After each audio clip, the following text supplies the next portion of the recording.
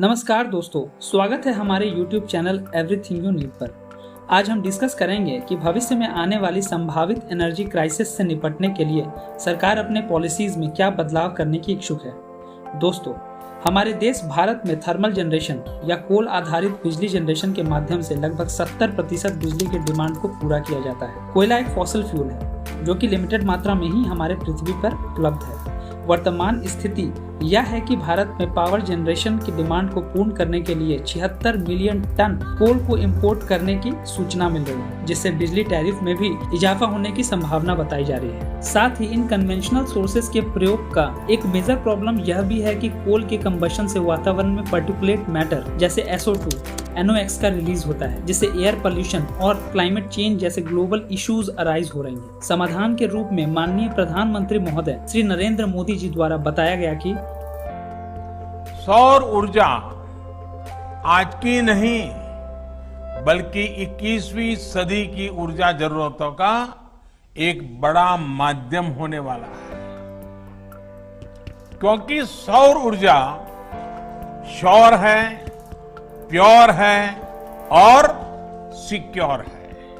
स्थिति की गंभीरता को समझते हुए केंद्र सरकार द्वारा सभी राज्यों को न्यू ग्रीन पावर मैंडेट का इंस्ट्रक्शन मिला, जिसके अंतर्गत सभी राज्यों को पावर डिमांड का क्वार्टर या 1/4 हिस्सा रिन्यूएबल एनर्जी के माध्यम से पूर्ण करना है, जिसे अगले 8 वर्षों में 43% तक बढ़ाने का भी निर्देश है। जहां भारत में कोल या अन्य fossil fuel based conventional energy resource की जनरेशन कैपेसिटी 236 गीगावाट है, वहीं नॉन कन्वेंशनल रिसोर्स जिसे रिन्यूएबल रिसोर्स भी कहते हैं की जनरेशन कैपेसिटी 166 गीगावाट हो गई, जो कि वास्तव में सराहनीय है। इसमें 48 gigawatt solar power generation capacity है, 40 गीगावाट विंड जनरेशन कैपेसिटी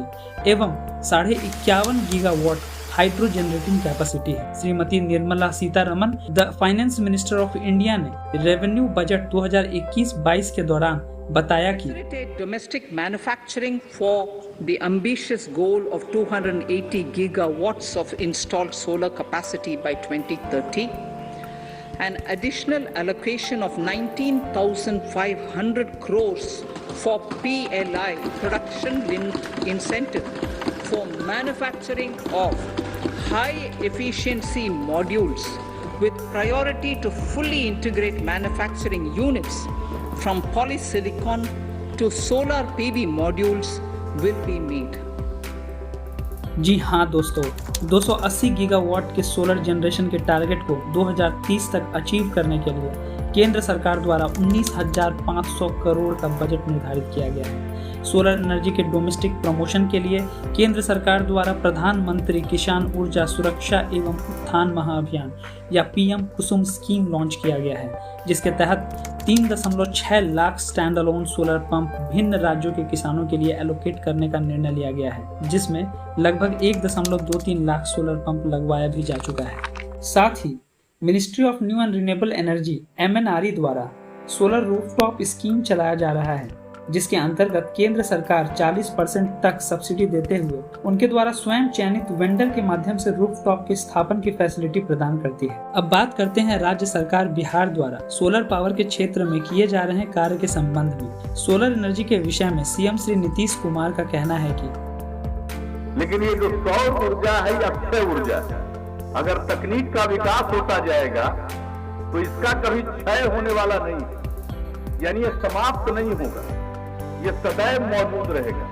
यह वास्तव में सही है। सौर ऊर्जा ही अक्षय ऊर्जा है, जिस पर राज्य सरकार कई तरीकों से ध्यान आकृष्ट करते हुए बदलाव करने का प्रयास कर रही है, जिसमें पहला यह है कि राज्य सरकार द्वारा थर्मल इलेक्ट्रिक जनरेशन को डिस्करेज करते हुए सोलर जनरेशन पर फोकस करते हुए SJVN के साथ 200 मेगावाट के सोलर ऊर्जा का करार किया गया। निकटतम भविष्य में कजरा लखीसराय एवं पिरपैंटी भागलपुर में 450 मेगावाट से ज्यादा सौर ऊर्जा उत्पादन के रोड मैप पर भी फोकस किया जा रहा है। राज्य सरकार का टारगेट 1000 मेगावाट से ज्यादा सौर ऊर्जा का उत्पादन करना है, जिसके बाद बिहार को रिन्यूएबल एनर्जी रिच स्टेट की मान्यता मिल जाएगी एवं निर्धारित पावर से ज्यादा बिजली के विड्रॉल की स्थिति में भी पेनाल्टी रिलैक्सेशन मिल सकेगा। दूसरे पहल के रूप में राज्य सरकार द्वारा जल जीवन हरियाली योजना अंतर्गत बिजली का खर्च एवं पर्यावरण बचाने के लिए सौर ऊर्जा अपनाने का अनुरोध किया गया है, जिसके अंतर्गत घरेलू परिसरों पर रूफटॉप सोलर प्लांट का स्थापन किया जाएगा, जिसमें लगभग 65% तक की सब्सिडी का प्रावधान दिया गया है। यह वाकई में एक इनोवेटिव स्कीम है, जिससे पर्यावरण का संरक्षण तो होगा ही, साथ साथ बिजली बिल एवं घर के तापमान में भी कमी आएगी। तीसरे पहल के रूप में राज्य सरकार द्वारा स्वच्छ गांव समृद्ध गांव के अंतर्गत मुख्यमंत्री ग्राम सोलर स्ट्रीट लाइट योजना के तहत राज्य के 10,000 वार्डों में सोलर स्ट्रीट लाइट लगाने का निर्णय लिया गया है, जिसके अंतर्गत पायलट प्रोग्राम के रूप में 1.9 करोड़ के बजट पर 5 जिलों के 5 पंचायत का चयन किया गया है, जिसमें नालंदा का बराह पंचायत, मुंगेर का मानिकपुर पंचायत, खगड़िया का मोहद्दीपुर पंचायत, पूर्वी चंपारण का सिसुवार पूर्वी पंचायत एवं भोजपुर जिले का दावा पंचायत के हर वार्ड में 10-10 सोलर स्ट्रीट लाइट लगाने का निर्णय लिया गया है। सेंट्रल स्कीम जैसे पीएम कुसुम RDSS स्कीम के माध्यम से राज्य सरकार एवं केंद्र सरकार द्वारा संयुक्त रूप से एग्रीकल्चर इंफ्रास्ट्रक्चर को सुदृढ़ करने हेतु solar panel based motoring set का स्थापन को बढ़ावा दिया जा रहा है, जिस हेतु 60 से 65% की सब्सिडी भी दी जा रही है। तो दोस्तों, अंत में बस यही कहूंगा कि बदलते समय के साथ साथ हमारा भारत एवं हमारा बिहार सौर एवं रिन्यूएबल ऊर्जा के फील्ड में तरक्की करता जा रहा है। उम्मीद बस यही करेंगे कि सरकार द्वारा चलाई जा रही ये स्कीम्स सफल हो एवं भविष्य में स्वच्छ सौर ऊर्जा के माध्यम से मिलने वाला पावर पूर्ण भारत की डिमांड को पूर्ण करने में सक्षम हो। धन्यवाद।